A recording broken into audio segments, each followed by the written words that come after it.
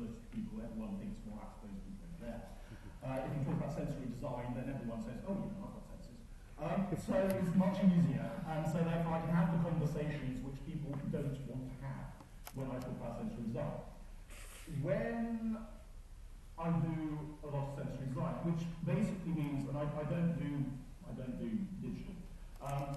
I work in physical design. Huh? Okay, I can't hear from this side.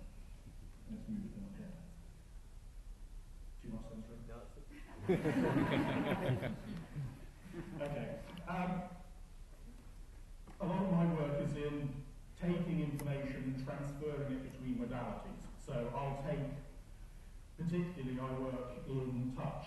So I transfer visual information into tactile, into haptic information.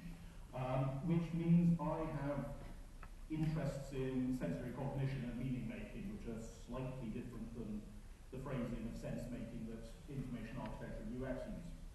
But one of the things which needs to be understood about how I work and what we're working with is that there are physical and there are cognitive issues underlying what's going on. So, touch, two main issues. One, low bandwidth. Look at your hand. Squeeze your finger between your thumb and your finger. That's about 3 mil. On average, it's 3 mil. That's basically our interface. So the 3 millimeter rule, or 5/8 rule for Americans, is incredibly important because it's a barrier space between meaning and just texture. So we work with the 3 mil gap a lot.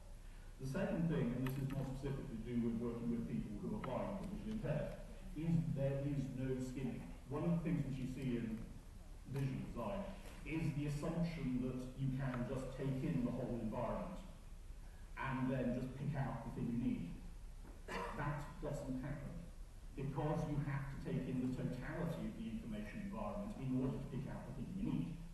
And this creates problems, and this creates one of the problems we're going to talk about.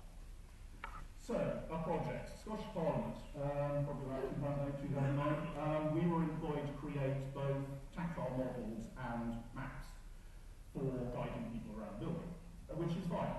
And so wayfinding is something I do a lot of. I mean, there's a lot of museums where we have tactile maps, we have other stuff. And wayfinding creates issues, because one of the things which comes up is, and particularly in Parliament, is you need to tell people about the environment they're in. You need to be able to set out, this is the space you are in. Here are the limits of the space. You are in this space. You know, you can go here, you can go there, whatever. But one of the things which we had early issues with there was because it was a parliamentary building, we needed to actually define those areas which were unavailable. And this gets us into negative information issues. We needed to tell people this is a space. But this is a space you can't go to, and you need to figure it out immediately. Because we need you to know about it, but please don't remember it. But you need to remember it, but not.